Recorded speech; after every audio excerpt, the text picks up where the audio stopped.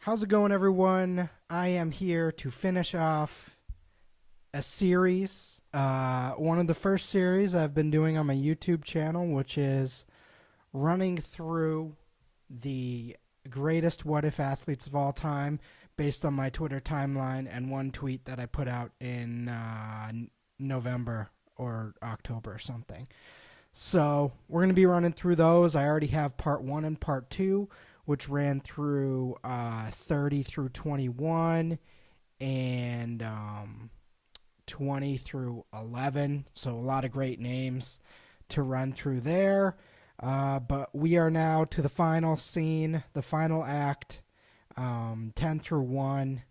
It's a great list of things to get sad about and nostalgic about if you're a sports fan of any kind. So, yeah, it should be fun. It's a little chilly here in Tucson. Not enjoying that.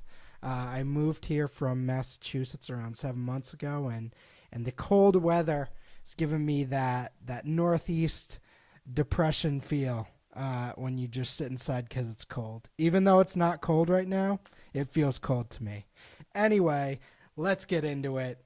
Optimism, air horns, maybe a foghorn, hopefully an air horn. I did a foghorn last time, air horn this time. Yeah, okay. Number 10, Tyrone Prothro. This was a guy, when you look at his stats, you're like, wait, what? Why is this guy a what if? And obviously he had the famous Tyrone Prothro was a college wide receiver for Alabama in the mid 2000s, and he had a horrific injury on a end zone slash like an end zone target, and he broke his leg, and I don't think he really played after that. But if we do look a little closer, I mean, he was averaging almost 90 yards a game for an SEC team in his junior season. So he was breaking out as a prospect, and obviously we didn't get to see him in the NFL, but he had, a pretty strong junior year. 200-yard games, a crazy game against Southern Mississippi. So he definitely had some athleticism and some upside as a wide receiver prospect, and obviously people remember that play, but there was some substance behind it considering, his junior year and all that. So too bad. It's too bad we didn't get to see him at least get a chance to sort of come to fruition in the NFL. That's a good one. It's a good one, guys. Nick Collins, as you can see here, 3-time Pro Bowler. It's tough to say how long safeties last. Some of them last a really long time, but generally speaking, it's a pretty violent position. Collins was obviously an amazing player for those few years. Had a crazy 2008 season with 3 interception return touchdowns. He was a ball hawk. He was the leader of those Packers offenses, specifically, in those few years when he made the Pro Bowl. And then it kind of just fell off the wagon. He just had too many injuries, and he obviously suffered that big in-game injury that basically ended his career. And it's too bad, but I think we did get to see him at his peak. That's a good thing, but yeah, definitely a good what if he got a few more years in there. Who knows what those Packers teams and defenses specifically would have looked like with him back there, 2011, 2012, when Rodgers was going nuts. So that's too bad, and definitely a good one. Brooke Behringer. This is a pretty fascinating and sad story. So he was the backup quarterback for Nebraska in the mid-2000s when they were unbelievable. Tommy Frazier and all those crazy championship contender Nebraska teams. So he was the backup for him. And basically, after his senior year or junior year, yeah, senior year, he got through that, and then right before the draft, he died in a plane crash. 2 days before the draft. So it's tough to tell, how much impact a backup college quarterback could have had at the NFL, but the story itself is pretty wild, and obviously he was talented enough to be in NFL draft sort of circles and conversations, so pretty wild story. You don't hear of many pro athletes dying in plane crashes or sort of, having life-threatening events like that. But, yeah, it's good to see that people remember him. I mean, that was 96, so it's 2019 now, 23 years ago. And he's still in the memory. So that's a good little nostalgia there, specifically to remember those Nebraska teams and obviously his impact in a few of those games. So good story to remember. Obviously not a good story with what ended up happening, but good to keep him in mind for sure. Brandon Roy, this was a tough one because we got to see him be an absolute stud. 2008-2009 was looking to be one of the better shooting guards in the NBA. 38% from three, 82% from the line.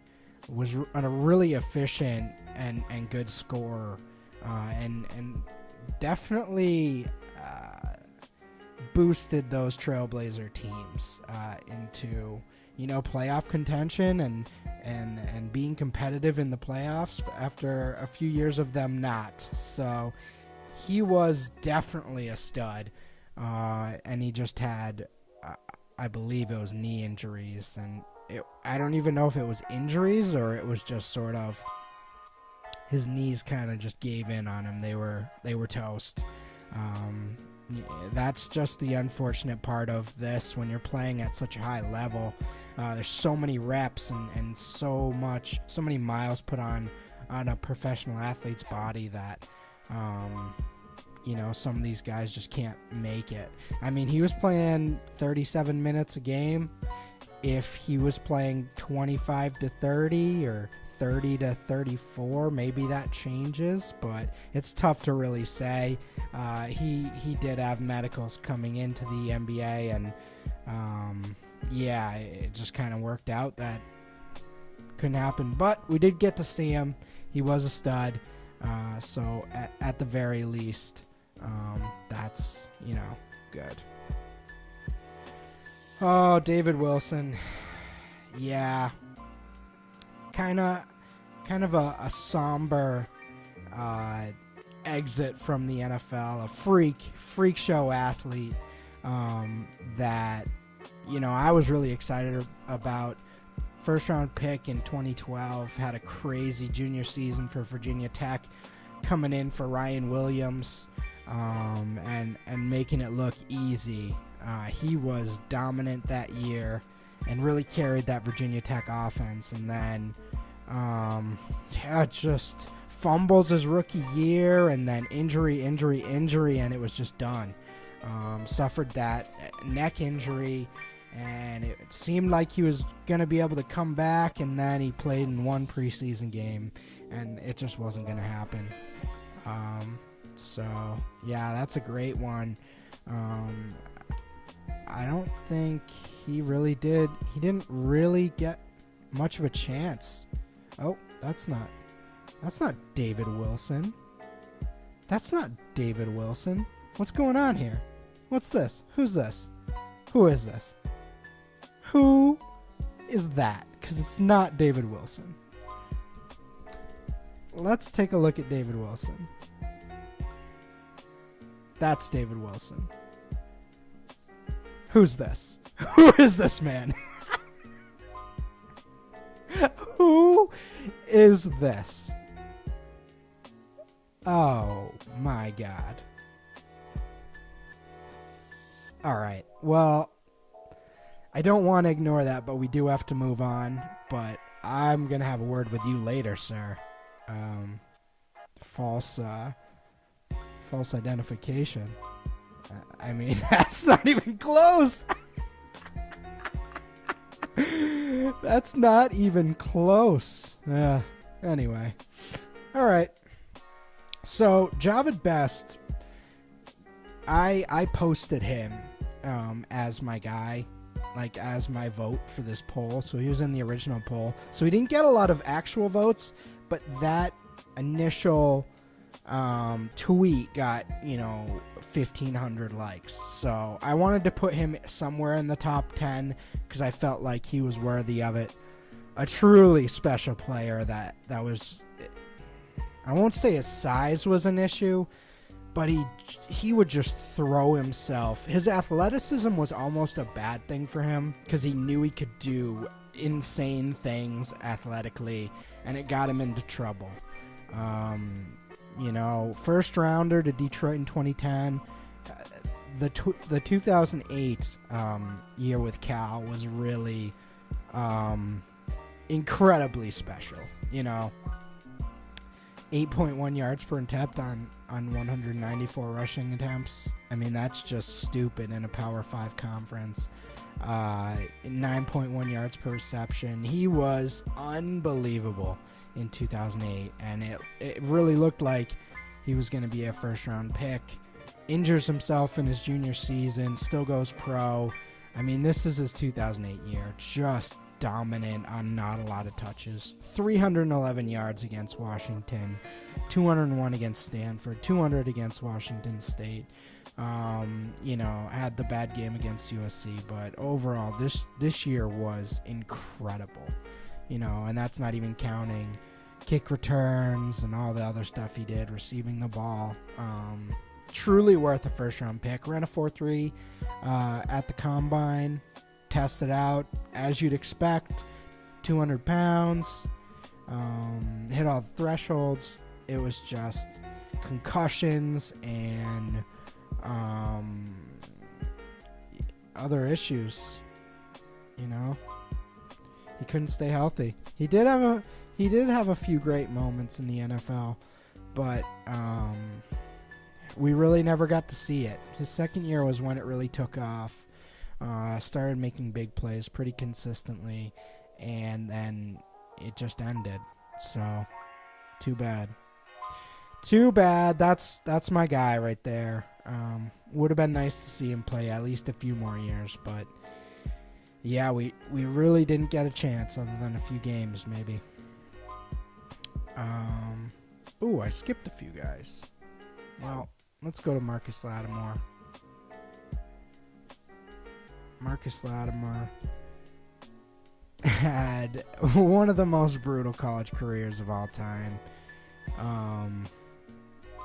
He had a great freshman season, was a major volume guy, 278 touches, 1,609 yards from scrimmage, was a beast. And then early, midway through his sophomore year, major injury, bang. Makes a full recovery, comes back his junior year, bang again. Just awful injuries. If you go check those out, I wouldn't suggest going and checking them out, but they are on YouTube, and it's pretty brutal. Still got drafted in the 4th round by the 49ers just as a flyer if he could make it back, but the 2 knee injuries he suffered were basically everything in his knee was disconnected, and he just could never get back to the point where he felt comfortable playing football again. So it's unfortunate. Obviously a great player at South Carolina, but even by the end, you could kind of tell he wasn't the same player by his junior year, and then bang, the other injury. So pretty tough stuff. Sterling Sharp, a little before my time, but not really. He was right before my brain kind of came online. When you're like 8 years old, you actually start to know what's going on. I was only 5 in 94, so. But I mean, those early years with Favre, he was incredible. He had a pretty gruesome injury as well. And, yeah, I mean, look at this guy. 18 touchdowns in 94, 112 and 108 receptions. Basically, 300 catches in 3 years. Crazy numbers, 3,700 receiving yards in 3 years.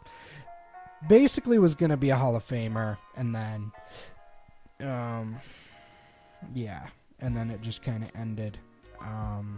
Obviously, you have that age 24 season as well in 1989. I mean, this guy was a monster. And then got Brett Favre for a few years, and major injury. Yeah, this guy was a Hall of Famer. Much like his brother, freak shows that weren't really coverable one-on-one, and he displayed that on multiple seasons. So that's a tough one. Not as tough as this one, though. Everyone knows who Bo Jackson is, so I'll go through this one quickly. But he was just a freak of nature. I mean, he was built like a brick house and dominated at 2 sports. Ended with a 5.4 yards per carry. Obviously didn't have a ton of volume, but over 500 touches, he just was a crazy athlete. I don't know about the 4.18 40, but I bet you he was in the 4.3s at least, the low 4.3s. And at 230, 240 pounds, depending on when he was in his career, I mean, just an unbelievable dude. And, I'm not going to pull up the baseball stuff, but he was a pretty good hitter as well. Pretty good fielder. He was just one of the greatest athletes we've ever seen. And then that hip injury ended it in one play, and it was a major bummer, man. Crazy career at Auburn as well. He was just good at whatever he did. Number 1 pick. Yeah, he pretty much did it all. I mean, we only got him for a few years, but he pretty much did it all. It's too bad how it ended up, but yeah, I mean, Bo's Bo. Tons of documentaries out there if you want to go check those out. Certainly would. I have Sports Century, all that good stuff. He's amazing. Last one, yeah, Sean Taylor. That's a great number 1. Dude was a freak show and was one of the best defensive players in the NFL for multiple seasons. And then, he got killed. That's pretty much the story of it. I don't know if it was gang related or not, but I remember it being something about that. But he seemed like an overall good guy, and left a great legacy behind. Was a tremendous player. And that's pretty much it. He was a great player, and it's rare that we lose players to deaths sort of in the prime of their career, and that's exactly what happened. Normal safety prospects don't go 5th overall. Like, that is insane. So he came in and he did exactly what he needed to do as a safety. 6'3", 220. He was on some of those amazing Miami teams in the early 2000s, and I mean, he pretty much that pretty much defines him. Just an absolute monster. Yeah, really crazy that we lost him the way we did. So, yeah, this was fun, guys. I hope you liked it. I think that's a lot of fun players. If you don't know the names, certainly worth at least checking out their highlights. And, a lot of these guys have documentaries out about them. Or at least, some good YouTube searching. So hopefully that sparks some initiative to go check out these guys. And I had a lot of fun running through it with you. So as always, if you like the video, certainly give it a like and subscribe. And there will be more coming. I don't know what I had planned. This was a, sort of one-time fun thing I wanted to do, but, hopefully we get into some more prospect-based videos and into that stuff. But I wanted to run through these, and thanks for tagging along, guys. We'll talk to you later.